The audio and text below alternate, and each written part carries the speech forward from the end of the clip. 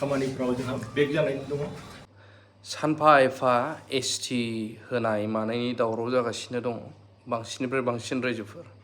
दा बिनि गेजेरावनो एक्स भलन्टियार फर्सनिफ्राय माखासे सोद्रोमाफोरा बिथांमोना माखासे खेंफोरथि होदों आरो बे खेंफोरथिया बिथांमोननिया मानि सायाव नोंथांमोननो फुल भिडिअखौ होनो थाखाय आखायाव लादों। जाय सारमोननि खावलायहरनायाव नैबे भिडिअखौ होनाय जासिगोन। जिहेतु दिनै नोंथांमोना बेवहाय जि मोनसे हरखाब जथुमा सावरायबाय, बे सावरायनायनि गेजेरजों मा आयदाखौ लाना सावरायखो आरो मा थांखि लानाय जाखो? खुलुमबाय बड'लेण्ड रादाब नायगिरि नोंथांमोननिसिम आरो आंजों लोगोसे बेयाव जोंनि एक्स भलन्टियार फर्स अर्गेनाइजेसननि गोबां मावथिफोर दङ। बेयाव आं नोंथांमोननिसिम आन्तरिक शुभेच्छा होबाय आरो जोंनि बेयाव हरखाब सावरायनायनि जाहोना जाबाय थांनाय 28 आगस्ट एप्रिल बेयाव जोंना मोनसे कनफारेन्स जादोंमोन आरो बे कनफारेन्सआव जोङो बान्दु ब्रह्म मुंनि बिथांखौ जोङो एडक हिसाबै मासिगिरि होदोंमोन, अर्डार प्रेसिडेन्ट होदोंमोन। दा जोंहा बे एडक कमिटि पावारा जोब्बाय।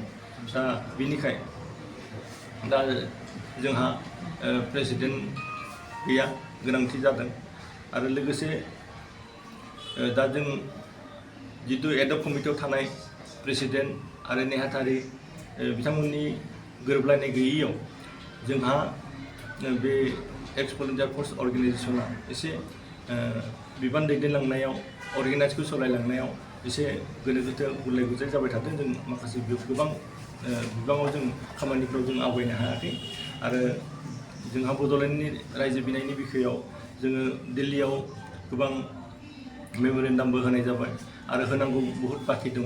जोङो रायजो राजाफोरखौ बुथुमनांगौनि गोबां खामानि मावनांगौ दङ। दा बे बेलायाव जोंहा मोजां आफादगिरि गैयैलाय आरो आफादगिरिजों नेहाथारिजों मोजां गोरोबलायनाय गैयैलाय जोंहा जथुमनायाव, सावरायनायाव आरो बिनि अनगायैबो गुबुन गुबुन खामानिफ्राव जोंहा बेक जानानै दङ। बेनिखायनो जों मोनबा डिस्ट्रिक्टजों लोगो नांनानै दिनै बेखौनो सावरायदों।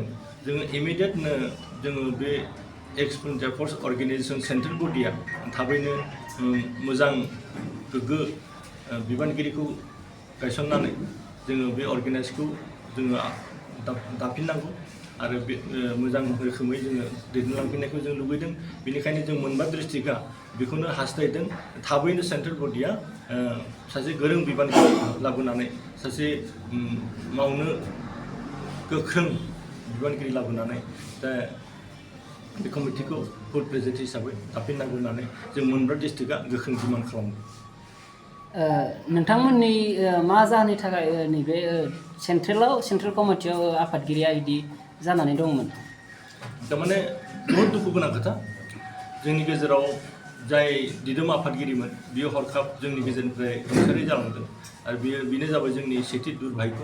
आरो बिनि उनाव जोङो एडक हिसाबै दानि बान्दु ब्रह्म मुंनि एडक हिसाबै जों बिथांखौ प्रेसिडेन्ट दोनथ'दोंमोन एटेक हिसाबै। दा बे जोबनानै थांबाय।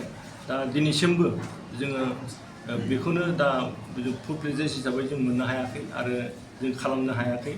बिनि थाखाय जोङो प्रेसिडेन्ट हिसाबै जों मोनबा डिस्ट्रिक्टआ मोजां गोरों, मावनो गोरों, खामानि गोरों, संबिधानिक माखासे नेमखान्थि गोरों जों बेबायदि जोङो प्रेसिडेन्ट हास्थायदों। बेनिखायनो जोङो सेन्ट्रेलनि सायाव जोंहा खुद्रिदों जे थाबैनो सेन्ट्रेल बडिया बेखौ हाबाफारिखौ थाबैनो मावफुंनांगौ। दिनै जे नोंथांमोना सावरायबाय, बे सावरायनायनि गेजेरजों नोंथांमोना सेन्ट्रेल कमिटिखौ मा खावलायनो सानो बा नोंथांमोना गोदानै जि एक्स भलन्टियार फर्सनि बिबानखौ माला दाफुंनायखौ लुबैयो?